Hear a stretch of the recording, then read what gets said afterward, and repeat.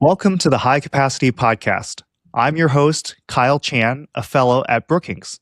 I'm thrilled to be joined today by my guest, Tom Wang, head of Asia Pacific ecosystems at Hugging Face, which is the global platform for open source AI. Welcome, Tom, and thanks for coming on the show.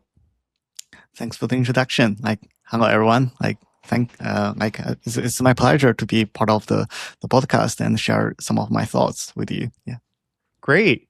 Well, I thought maybe we could start off by, talking about what you do at Hugging Face, and maybe you can help describe what is Hugging Face, what's your role with Asia Pacific ecosystem, and how does that give you kind of a special view into, what's happening in China's open source AI landscape. Yeah, for sure. Just a very quick introduction of Hugging Face. You can think of it as the GitHub for AI. So instead of storing all the weight, all the files, all the code, source code, we're a hub for all the AI models, all the weights, and all the data size. We also have a bunch of AI demos. We call it Hugging Face Space, so that you can try out all the SOTA models without actually having to download the models to your local hardware and run it on very expensive GPUs. So basically, we are a platform for AI developers to get access to the latest open source models. If you are unfamiliar with open source models, it's you can think of it as DeepSeek. So contrary to Cloud and ChatGPT, you do not have the weight. So you have to pay for the API. For open source models, you have access to the weight as long as you have the hardware. You can have a Mac Studio and you are able to run it on your local machine. Some small open source models is able to run on small smartphones and small gadgets like ESP32. So it's a very diverse and very different ecosystem from what you see every day on the news. Yeah. No, that's a great way to describe it, because you have some of these really, really huge models, reaching a trillion parameters, ones that you would need to deploy on some pretty impressive hardware versus some models that are so small you can run them on your smartphone. So it's a huge range, and it's all there in one platform. The Chinese models, the American ones, it's such a great resource. So recently we've seen a wave of new Chinese AI models, and most of these are open source. And this is sort of more than a year now after DeepSeek R1. So, those of you who follow Chinese AI will remember, or maybe even if you don't, you'll remember what happened to the US stock market when R1 got released around this time last year. And while there's been a lot of speculation about when DeepSeek is going to release their new model, we've seen a whole bunch of really fascinating models coming out of Chinese AI labs. And I was just wondering if just to start off, what are some of the broader trends in this most recent wave? What's interesting to you? Where are they innovating the most? I'm sure you've been reading through all the interesting technical reports and looking at their architectural innovations. And if any of them stand out in particular, any that you want to highlight. Yeah. It's a fascinating area. Every day we see a lot of new models coming up.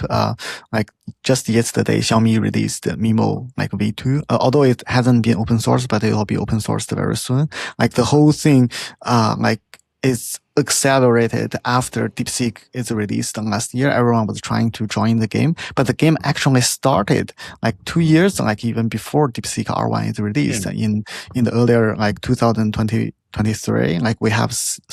We're starting to see a lot of Chinese models getting released on open source. I remember the first auto regression model that speaks good Chinese is GLM 6B or something, before Llama, and after Llama, we got a lot of Chinese Llama fine tune, etc. And there were a few very notable releases back then. For example, if you if you follow the news closely, you probably have heard that E model, like by carefully was like released open sourced in Apache license. That's one of the first Apache licensed like pure open source release like back then. And then you have like Kun, which got a lot of researchers supporting them. Like Kun is by now the most like Kun has the most derived models on Hugging Face, which means that the researchers are not just using Kun, like they actually download Kun, feed some data, do some research, generate a new model, like a derived model, and upload it back to Hugging Face. So there are a lot of like efforts involved in like creating a derived models, and the numbers can't be like easily fooled. So this like Kun is like dominating in the research market in a way. And then we got DeepSeek. DeepSeek was like already quite famous in the field. They got MLA architecture. They got like bunch of very good technical reports. And then when people was wondering how ChatGPT o1 was able to think, like DeepSeek R1 got released. It's actually before the thinking model of Cloud getting released. So that was like a huge impact. And DeepSeek was kind of very different to Kun, where Junyang was like posting a lot of things on Twitter. Like DeepSeek was very like hidden. Like they like the only information we can find back then was that their leader was like attending a Chinese like podcast or interview. And other than that, you don't have you have nothing, and all of a sudden, out of nowhere, a great model gets released. So like that caused a lot of like tractions on the Western medias as well. But like in the research field, if you track all the histories on Hugging Face, you can find all their progress, like from the initial version to the second version to the third version, etc. And after DeepSeek has been attracting all the attentions, a lot of other players in China are seeing that could be a good way to do free marketing. Because DeepSeek is not paying anyone any money, and their app is the top one on the App Store. Yeah. So that was a very smart move. Yeah. Although they did nothing, do nothing and win. So we are starting to see Kimi. Kimi K2 was like released in mid last year, and then Minimax, and then Zhipu. They all come back to the open source computation, and we are starting to see them like releasing like better and better models. And Zhipu and Minimax even got IPO'd. I think a large portion of that awareness and marketing is coming from their open source contributions and all the great feedbacks from the community. Because back in 2023, I remember there were a lot of investment in AI. Most of them died. We call them like 100 model like competing with each other by Modajan. 100 model competing companion or whatever.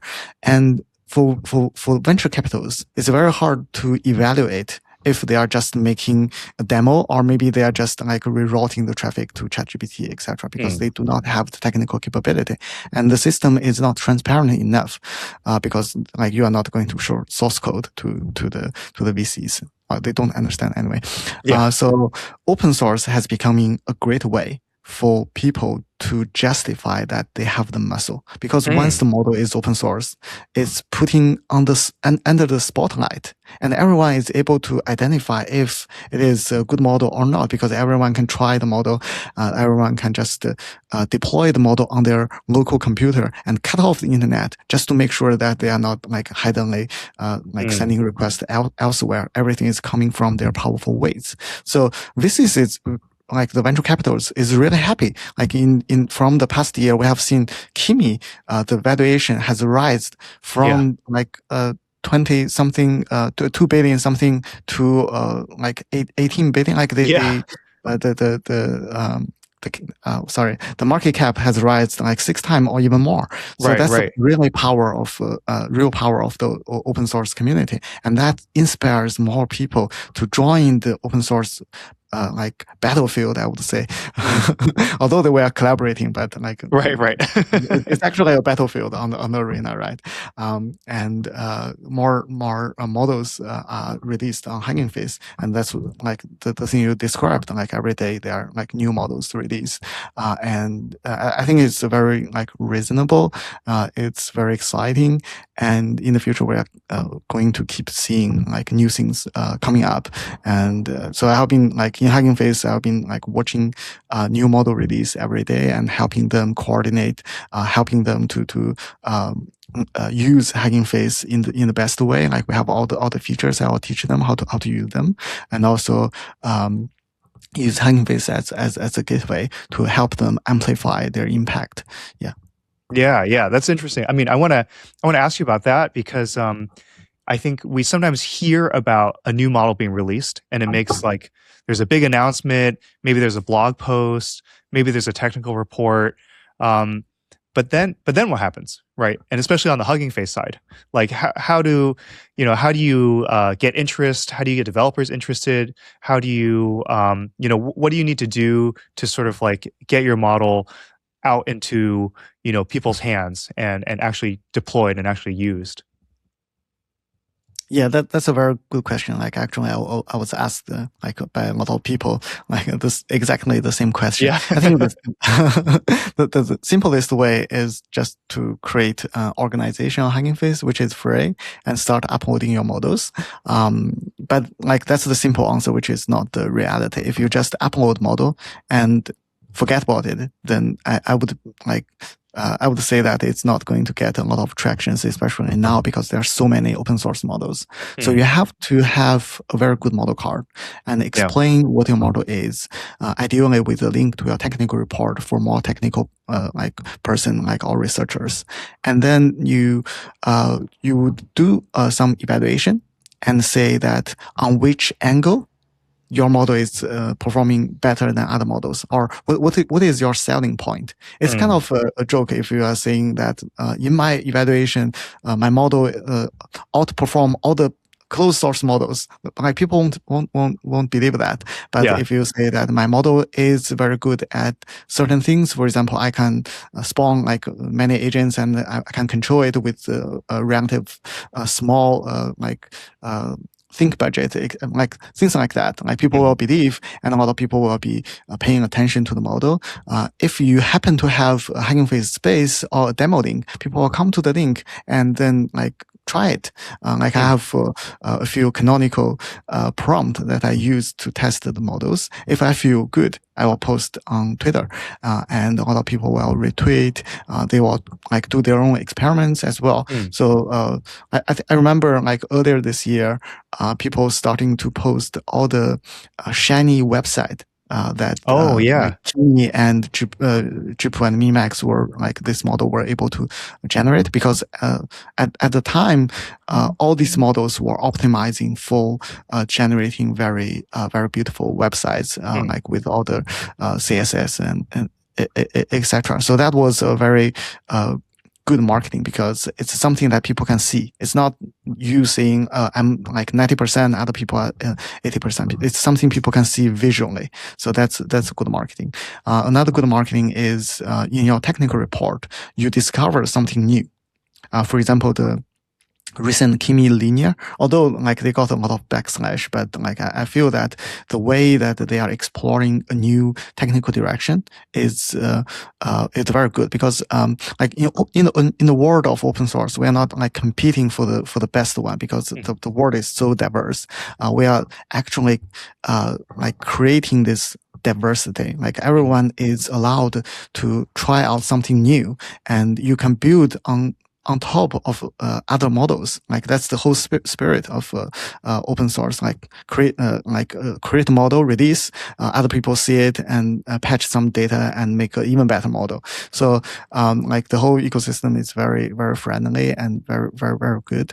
And that's why there are like so many new models coming up because everyone is building on top of others. So if you happen to be building on top of other models, you can, in the metadata of this model card, you can say, okay, my parent model is which model, and my grandparent model is which model. So this helps people to understand where your model is coming from and like how it is related to other models, which is actually very important, because if you try to deploy the model using a framework, like you need some like source code change. But if you happen to be a derivative of DeepSeek models, DeepSeek model has already been supported very well by the whole ecosystem. So if you are building on top of DeepSeek, it's very easy to get your model released to many people.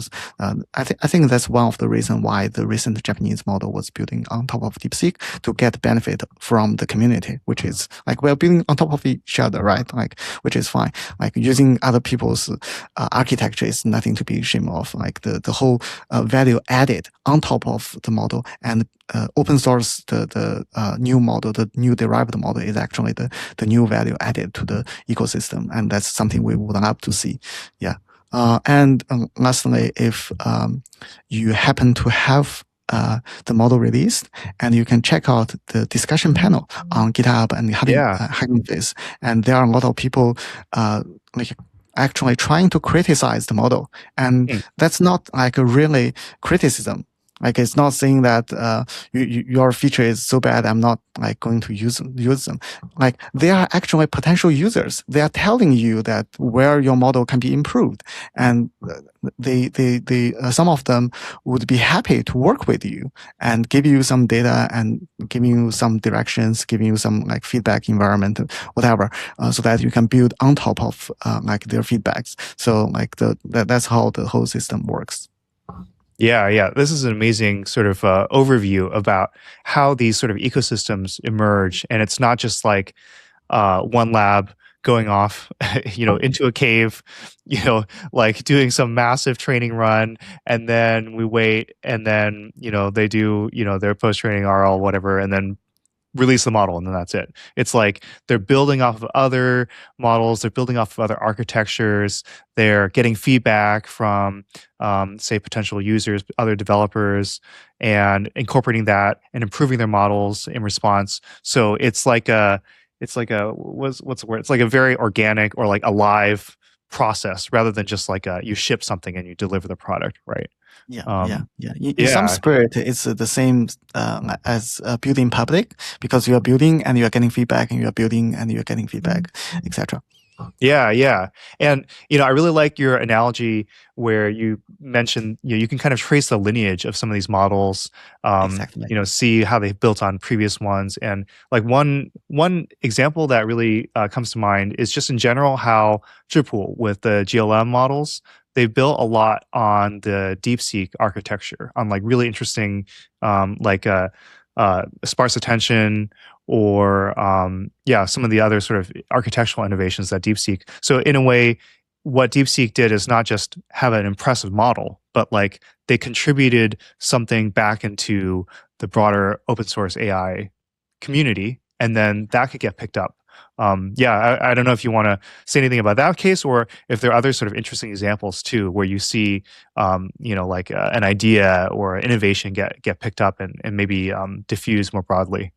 Yeah, you mentioned the MLA stuff and all the deep engineering work from DeepSeek, how it has accelerated the whole field. I can come up with another example, which is linear attention.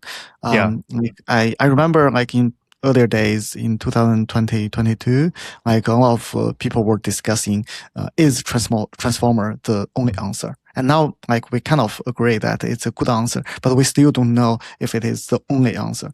A lot of experiments was carried out by Chinese researchers. For example, one of the earlier attempt was Raku, RWKB, a model developed by a person, one person of the company, called Peng Bo, and he developed the model, developed the architecture, and he did a lot of experiments, and also thanks to a lot of very generous compute contribution from Stability back then, and he was able to starting to explore the field, writing a technical paper. Well, he actually wrote a paper with all the contributors. And then we have seen that this trend starts to move off.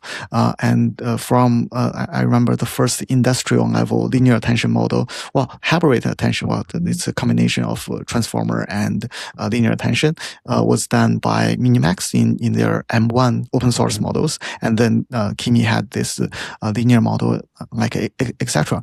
It's very interesting because you never know if Gemini was actually built on linear attention. Like they don't tell you.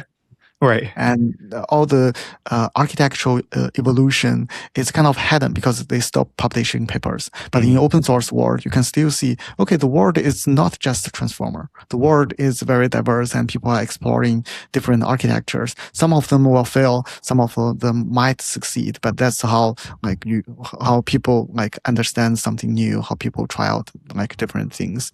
Yeah, I remember when Transformer, the earlier version of Transformer, for example, BERT was released, a lot of criticism as well, and people were exploring different directions. There are a lot of BERT derived architectures, etc. And we start to see them actually happening in China because that's the only place where architectural revolution is open sourced. Yeah. That's so interesting. I mean, do you think in general the some of the Chinese models are pushing harder on certain areas like efficiency and trying to build these incredibly efficient models that can have really low compute or memory requirements and yet are still able to deliver very high performance, and then also do it at a very low cost per token basis.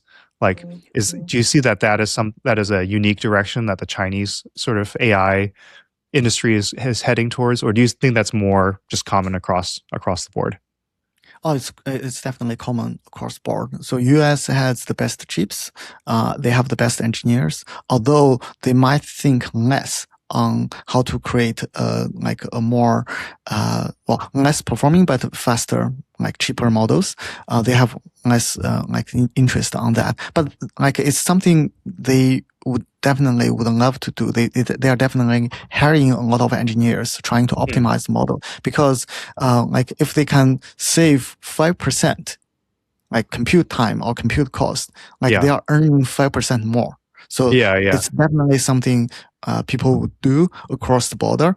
It's just that closed source models won't tell you what kind of optimization they are using. I believe Gemini is using a lot of crazy optimization. That's how their model is able to run so fast. Apart from the fact that they are running on TPU, which is maybe faster than NVIDIA. But I believe there are a lot of a very deep engineering gap between them and elsewhere. That's how that's one of their barrier. It's not just the model, but also all the engineering details. The Chinese labs are also doing a lot of engineering work, but one of the main goal is that they want to run the model on inferior hardware. So that's this architectural revolution, or the budget saving, is having a higher priority than the US labs. So that's probably one of the reasons why people were exploring the linear attention, because they are the linear attention model will use way less RAM and way less compute compared to transformer based models. There was a word, a sentence, I forgot how to call it, but the meaning is the limitation, the constraints will brew innovation, not the other way around. Yeah. Necessity is the mother of invention. Yeah, sorry, how do you say it? Necessity is the mother of invention. So the constraints breed the innovation. Yeah. I think that's the word. So that's very interesting to see how the board is evolving, because at the end of the day, even in the US, we are constrained by the amount of compute, because we do not have enough data center. We do not have enough power. We do not have enough copper. All sorts of real world limitation, because as soon as the token usage goes up, the amount of compute required is also like going up. And we Right. have seen that the electricity price is already very crazy, right? So we need to find some way to make it more efficient. So I would guess that a lot of like optimization on like model architecture and a lot of optimization on the engineering side will be done on the US as well. So to Mhm. answer your question, I think it's global. It's just that one is transparent and another one you can't see. Yeah, yeah. Well, I wanted to pick up on a thread that you had kind of tossed out there, which was just that in particular, um, some of the Chinese models are trying to work with Chinese chips. Um, so, which, are generally lower performance than, say, NVIDIA's most advanced chips. But now we see a trend where it seems like a number of Chinese AI labs are releasing their models with sort of day zero native inference capabilities or compatibility with a lot, not just Huawei Ascend chips, but Cambricon and some of the other Chinese domestic chips. And I was just wondering if that's something that you've been kind of tracking and have observed across the sort of this latest wave of Chinese AI models. Yeah. So if we have a very perfect, like ideal situation, I guess a lot of the labs would not waste the time on like developing models on inferior chips, but they Right. had to. They had Right. to. Right. Right. Like, I remember back in old days where a sand chip was very hard to sell until Mm. US gave them the best marketing and banned NVIDIA, Right. Right. NVIDIA chips. But it takes them some time to build the whole software ecosystem because Mhm. you can have a very perfect thing, but it's hard for your user to make sure that they can use it in the best way because all the chips were designed in different like architecture and they have different software ecosystem and Mhm. it all takes time and take human resource to adopt and knowing what are the pitfalls and how to avoid them and co-evolve that with the chip like the chip designer. So now I think they have a very good collaboration like relationship already, and that's one of the reasons why I wrote the blog post about like a parallel ecosystem is Yeah. being built, and the next generation engineers are being trained on a different architecture. So let me put it in energy. So if we have a parallel universe where NVIDIA is banned, but AMD chips is allowed, then Mm. AMD will grow much faster than it is now. So, like the reason why AMD like chips is relatively hard to sell is because like the researchers do not have enough incentive to work Mhm. with AMD, not because AMD is bad at chip design. Yeah, yeah, yeah. So it's like, if you're focused on just developing the best model, as fast as possible, you would rather not waste time and you just want to use the best chips available, which might be NVIDIA's and which might be built on the CUDA platform that you're used to, developing on.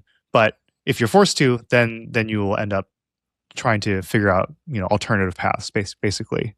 Um, Exactly. I want to, yeah, I want to shift to agents because this is such a huge theme now. So it seems like agentic AI is something that has come up a lot in some of the latest Chinese AI model releases. And then now we have the whole OpenClaw craze in China as well as in the US. Yeah, I was just wondering what you thought about sort of the rise of these, AI agents, and whether you feel like there's a real shift this year, or if this is more of a continuation from what we've seen before. Yeah, I think it's actually a new wave. Like it's something very different. It's like the large language models was like uh a brain in a tank. Like it's just like answering your questions, and it Yeah. answers all the questions like after you ask them. So you have to ask them. They give you something, and they have no capability to mutate the physical world. Like they are locked in. Like they can only tell you to do something, and they can't do something for you. OpenClaw is like a completely new species. So it's able to have connection with the physical world via all the tool calls. They are able to hire a human. Like there's a website called hireahuman.ai.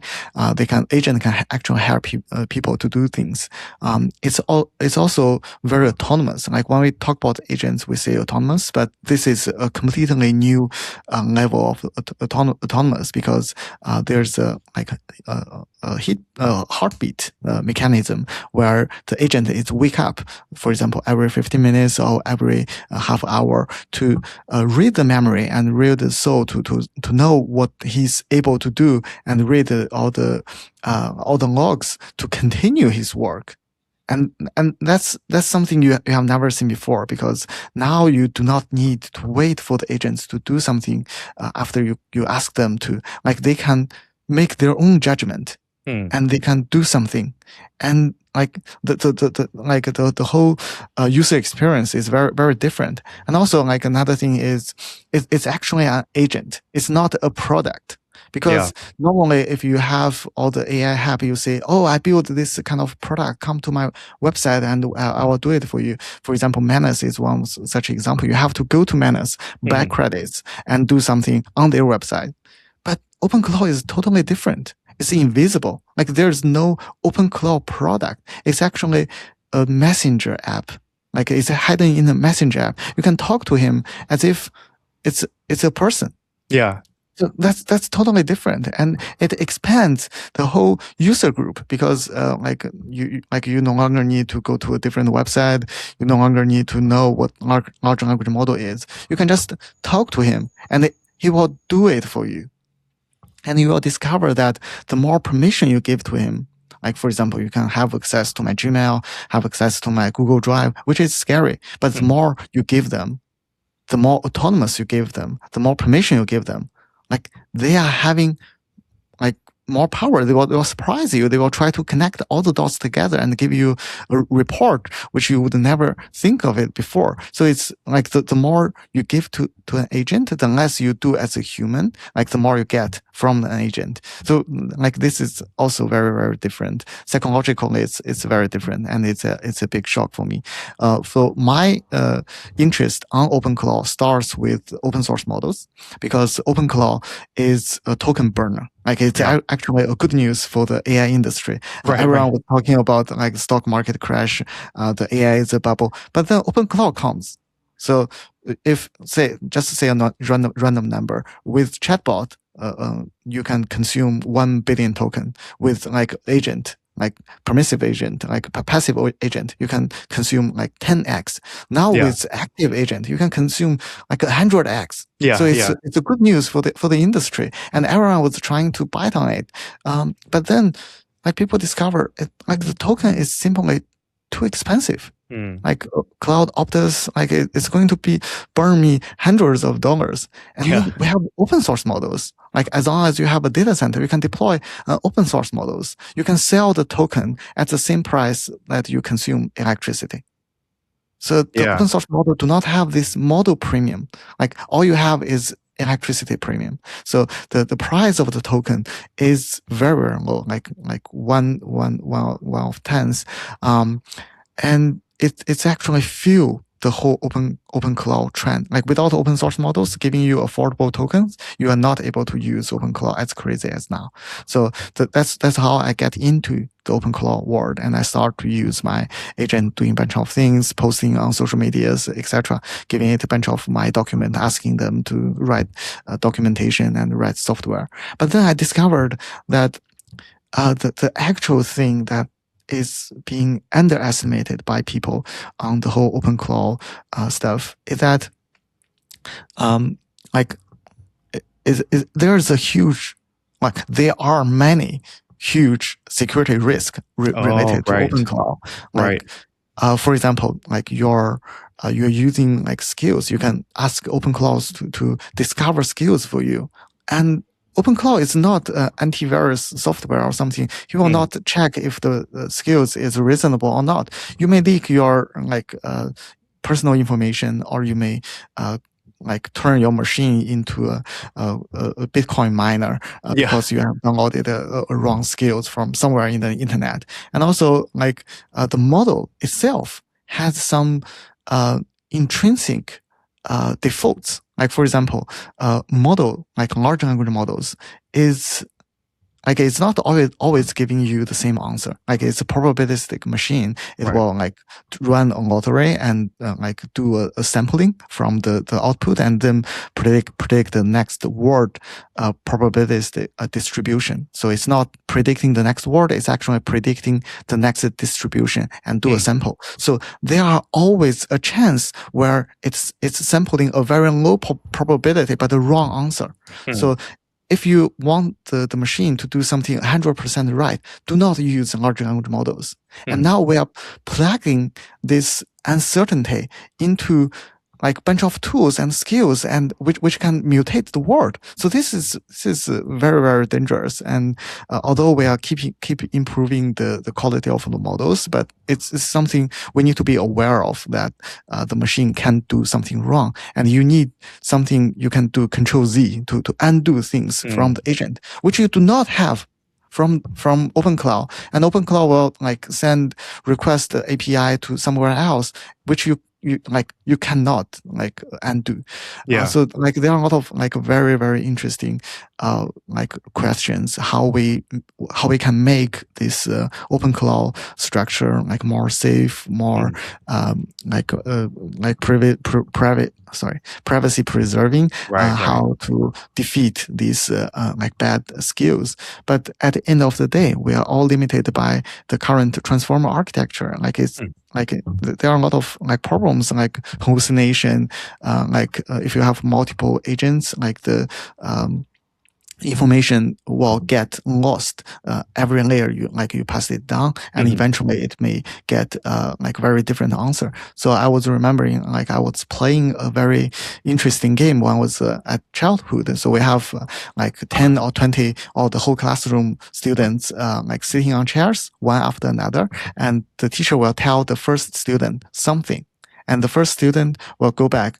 He cannot say the exact word, but he can describe it and then pass the information along to the last student. The last student will say the word. And most of the time, the last word is not the word like the teacher want to like pass on. So that's exactly what we have in this kind of multi-agent, long-term thinking, and like multi-turn agent, whatever you call it. So like there are a lot of things we need to be aware of while we are enjoying the benefit from OpenClaw. That's why I'm like kind of starting like writing a book about like the security issues about OpenClaw and how we can make it safer and how it's connected to the human sovereignty and how it's connected to open source, etc. Yeah. Basically, if you are the chief technology officer for a major bank, maybe don't play around with OpenClaw and install it on your corporate servers, and just let it go crazy with your financial data. Yeah, there can be some pretty big security risks, but maybe this is a glimpse of what is to come. So, as we future iterations, maybe are more secure, maybe we'll patch some of these areas, and then the capabilities themselves might improve. And we have sort of a path forward here, perhaps on the agentic front that is very different than like what you were mentioning before. The older sort of like, you interact with the chat, you prompt the chatbot, it gives you an output, you prompt it again, it gives you output. Now you can have it almost be like alive on your computer or in the cloud. So yeah, and I think it's very interesting to see in particular how quickly a lot of the Chinese AI labs jumped on the OpenClaw trend, and they quickly jumped in with support. And they, what do you see behind that wave? Because basically every single Chinese tech company that you could think of, from the big ones like Tencent, Baidu, they all jumped in, as well as all the AI labs. What do you make of all that? Yeah. So what I learned from like in the past 3 years, like when I was advocating for AI and also like talking to people who do a small business, to these companies and use AI to improve their performance, what I noticed that like the real power is not coming from you build something for the worker. For the employee, the real power comes from you build something for the boss. Mm, And OpenClaw is an ideal thing for the boss because yeah. the boss, like without knowing all the technical details, he can actually use it Right. just as if he's talking to one of his employees. Right. And Right. if he discovered that after I have plugged all my company data to OpenClaw, the claw is able to perform better work than his best employees. Like the amount of like information he can gather, although large language model is bottlenecked by the context lens. But the context lens, 1 million context lens, is already much bigger than what the human can do. And also the reaction is very fast. The most importantly, the agent is very good at small chat. It's very good at making you happy. Yeah. And this is not something he would see from like normal employees. So like I would say like some of the reason why all the Chinese companies are exploring the OpenClaw stuff is that it's something for the manager, like the manager, the directive, the board member. They are all happy about it. Like they would have been happy with the technology if they know technology, but now everyone is happy.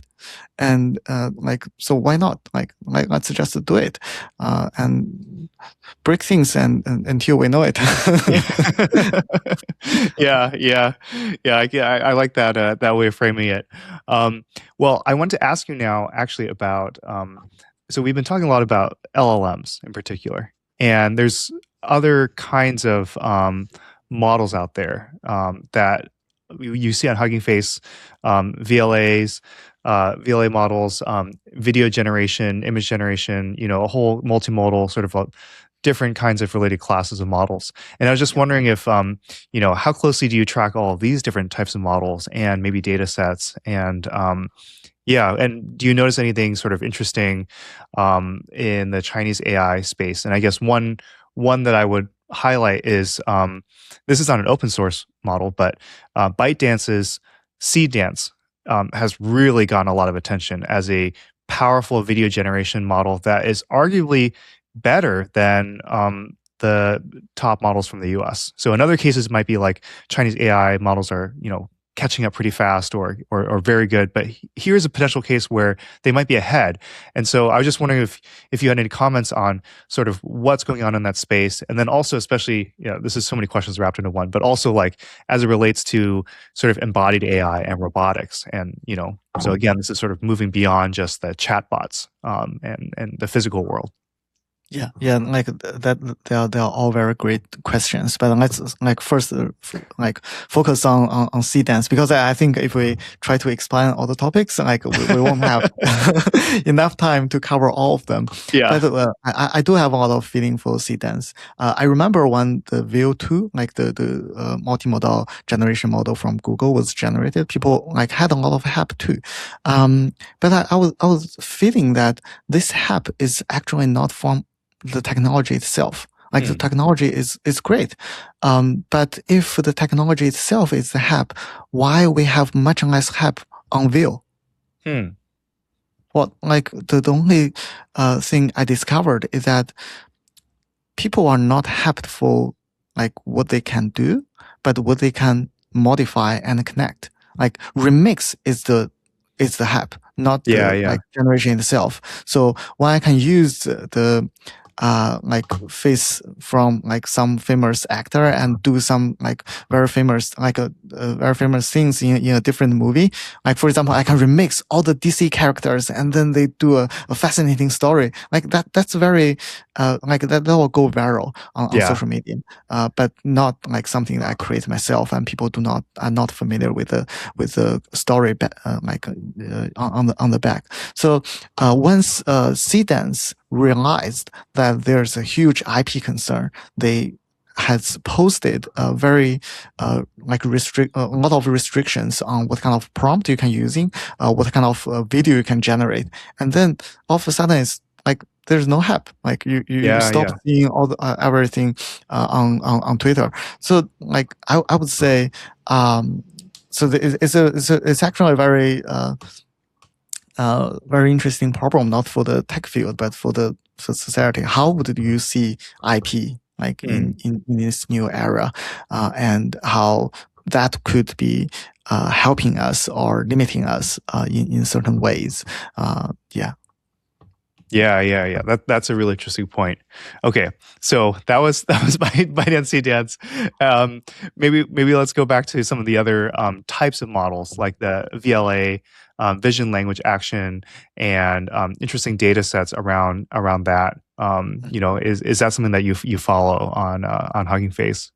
Yeah, we have this robot project in Hugging Face, and we do collaborate with a lot of like people working on models, working on data sets, and working on the body itself in China and like APAC. And I feel that this whole area is moving very fast. And for my understanding, like all these three area, like each of these three areas is moving very fast. Like for example, on model side, like we are seeing more and more autonomous like worker on different fields. They are working on like very exciting stuff. Like I remember a year ago, folding clothes was considered very hard because clothes is soft and they come in different shape, different angle. But Yeah. now, like we nearly have industrial level cloth folding machine. It's just a matter of cost if Mm. we want to deploy it on real scenarios or not. And the success rate for like things like holding glass, do some like simple like cooking, like has rised a lot. So I do believe that it's something like coming up, but the limitation was more on the body itself. Like for Yeah. example, if you buy Unitree like boat, it's very powerful. It can do a lot of things.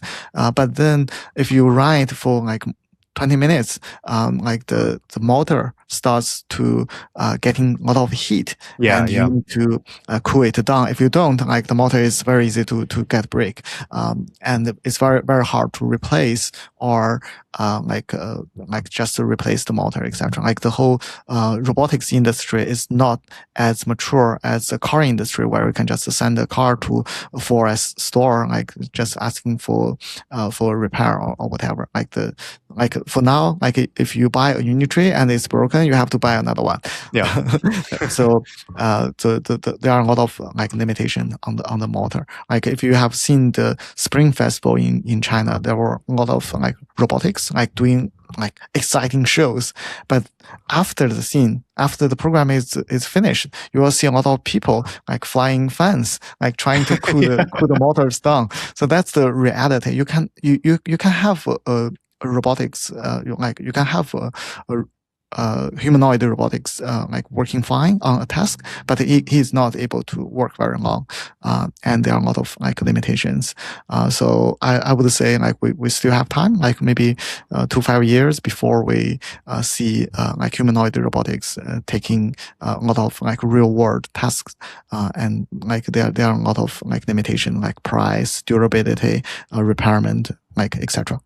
Yeah. That makes sense. I mean, it's like there's so many hardware constraints still, and so a lot of work is being done on improving the sort of the brains, the algorithms, the VLA models, for example, that help to power them, and do sort of longer term planning. And but at the end of the day, they still face these physical constraints: the heat dissipation, battery life, how good the Exactly. sensors are, Yeah. wear and tear.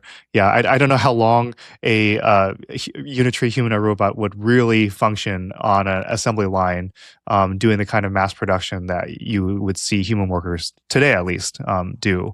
So that's still a big question mark. Um, yeah. I was wondering now, kind of looking ahead, like maybe looking out to the rest of this year or even further out, what do you think some of the big trends will be in AI, and especially in Chinese Chinese AI? And do you think also open source will continue to be a big strategy for these Chinese AI labs? Do you think that there might be a switch to going closed, like maybe if they feel pressure to um, monetize faster? I don't know. This is just sort of speculation. Yeah, on monetization side, like I do have a lot of concerns, Mhm. because I believe, like what is the best open source strategy?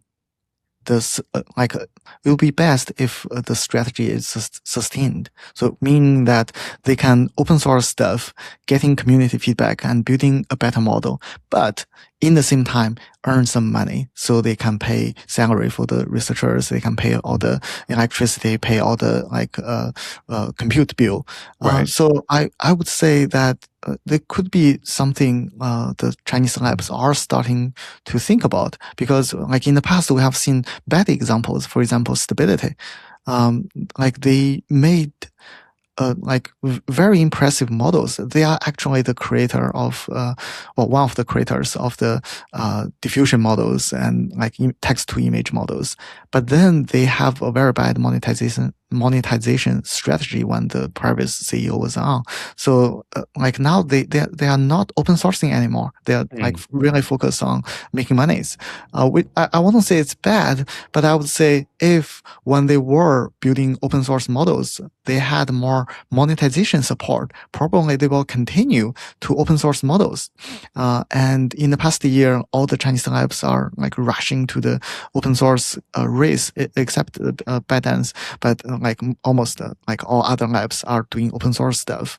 And this year, I would say, who's going to sustain the open source pace is whoever like can actually make money Yeah. from the open source like battlefield. And this is like if they figure out something, it will be a good news for the whole ecosystem, because then we know, everyone knows that it's going to be a sustained model and they would have less hesitation you adopting the model. But because otherwise, if the model is like today you use this model and a year later the model doesn't exist, like it's actually very bad for you making such a decision to use this model and contributing to its ecosystem.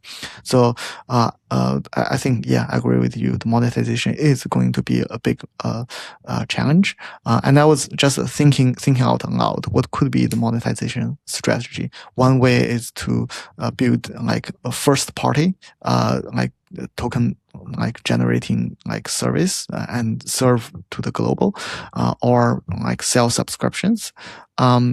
Maybe they can work with enterprise, Mm. like jointly build a model just for that enterprise using the proprietary data for that enterprise.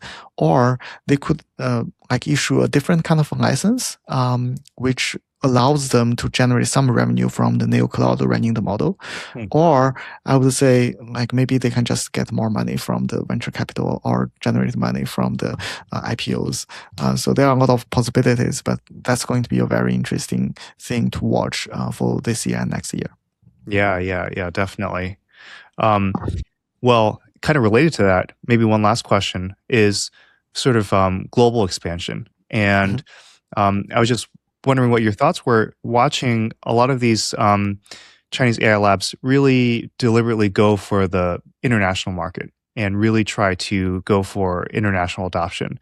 And we now see, I think Minimax and maybe also Jipu, they are making a lot of money overseas, or even more perhaps than domestically within China. And a lot of them, you have many of the founders now going on podcasts and maybe speaking to the public, going on Reddit, and you just have a big presence online, Hugging Face, of course, but even on Twitter or X. And yeah, I just was wondering what you thought about this sort of effort to try to have a global reach, and where do you think that's headed? Yeah. So I have like I can answer it in like my two coins in two folds. The first one is on the economy side of things. So if you actually look at who has fueled the whole Chinese AI bubble, etc., a lot of them are actually like US bubbles, like US monies. Like for example, Minimax. like it's a Chinese company, true, but they are like a lot of the investors are actually U.S. Investors, I believe, and like Kimi is the same. So like them going global is actually like you can just think of them as a U.S. company, U.S. capital going global. There's nothing special about it. Like if it can make money, it will like do something. And on the like actual research side, they have released great open source models, and these open source models benefits the U.S. company and the U.S. researchers, like for sure. I remember A16Z, like one of the director mentioned that they are 80% of the U.S. company who build models builds on top of Chinese open source models. So naturally, these people will have a great influence over other researchers because they are the creator of whatever like they're building. Like for example, the creator of OpenClaw had a ton of fun. Like Peter had a lot of fun in China because these are the people who use OpenClaw and they are like benefiting from whatever like Peter has created. It's the same on open source world. Like if you release a great model, people would love to see and talk to the person who released this model. Otherwise, like they won't have this model. So like I think on two folds, like it's going to be very, very natural. I don't think there's nothing like special about it. Like it's just like natural flow. Yeah. Well, I mean, I feel like a lot of us get to benefit from this global outreach because then we get a lot more visibility into, what they're trying to do, what kind of features they're offering, and it's just a much different sort of world than one where they're sort of closed off and doing their own things and then surfacing every so often to launch a product and then disappear. So. Yeah, I mean, there's just so much happening. I mean, I could ask you a million other questions about also broader, outside of China, because I know that you cover, the broader Asia Pacific region, and maybe we can say that for another time. But Sure. yeah, I just wanted to, I wanted to let you have a last word about your book that you're working on and what you're trying to do with that project before we wrap up. Oh yeah. It's going to be a very interesting book. So, like honestly, I'm writing it with AI. So I covered the major story I want to cover, but like I'm actually a very bad writer. So I want the AI to cover the actual writing, and I will do the post edit. So the story is very simple. So we have talked a lot about the power of OpenClaw and the intrinsic risk from the model itself, and also how this would mutate our impression on what AI can do and make us reflect what is going to be the relationship between AI and human.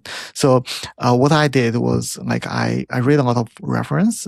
Like a lot of philosopher, like past researcher, etc. So I wrote a outline which is very technical focused, and I read all of these. I'm really happy. I'm saying, okay, I got it very scientifically ready, and so I send this outline to my wife. My wife is saying, it's not something I'm happy to read. Like it's too technical. Like my wife do a lot of market research because he was work in a private fund. But even though he has enough knowledge about all the models, robotics, she's still unwilling to read such a book because I'm writing a book for myself. I'm writing a book for people who are already aware of all the risks. And one of the best advice she has ever given me on this book is that you should make it something that people would love to read. So I'm turning it into a fiction. Well, it's not a fiction because a lot of them are actually real stuff, but under different names, and try to mix the character together and have different branches mangling together. But at the end of the day, I want people to read this book and aware of all the risks that we are having with OpenClaw. And also, I'm putting a lot of interesting story. Like for example, the character is able to earn a lot of money from the the agent. Like he's working on some very cool agent stuff and earn a lot of money. And then he start to realize the risk of the models, and then start to talk like in very deep like things about how human and AI relate to each other. How what's the future relationship between workers and capital, and like all kinds of things. So it's going to be a very interesting book, because I have never read such a big novel. Like it's getting big. Yeah. Well, that's very exciting. I mean, it's really sounds like it's right on the cusp between science fiction and science reality, where the stuff that's happening with AI, it feels like kind of in that fuzzy boundary area now. Yeah, especially when you're talking about agents having a heartbeat, for example, coming alive. Exactly. So I also add some like my personal taste. It actually talks about how the history was forgotten. Like for example, like several generations away, there were like Chinese workers working on the railway system in the U.S., and they were kind of forgotten. And the open source world had a lot of stories too. I did mention a bit, but there are a ton of stories happening in the open source world. It's not just the DeepSeek, right? DeepSeek is too big to get ignored. But now, if you search on ChatGPT and say what has happened in the open source world in the past 3 years, it will tell you Ngama Mistral, and that's it. And DeepSeek is not going to tell you all the details about everyone who has contributed to the open source. So part of my like book also talk about this history, and I want it to be remembered. Oh, that sounds awesome. Yeah, can't wait to read it. Well, in the meantime, if people want to learn more about you and your work, or if they want to follow you, where should they go? I'll just check out my Twitter. Yeah, this is fantastic. Thank you so much, Tom, for an incredible conversation. If you like this episode, please rate and subscribe on YouTube, Spotify, or Apple Podcasts. You can find episode transcripts and more information on the High Capacity newsletter at highcapacity.org. I'm your host, Kyle Chan. Thanks for joining, and see you next time.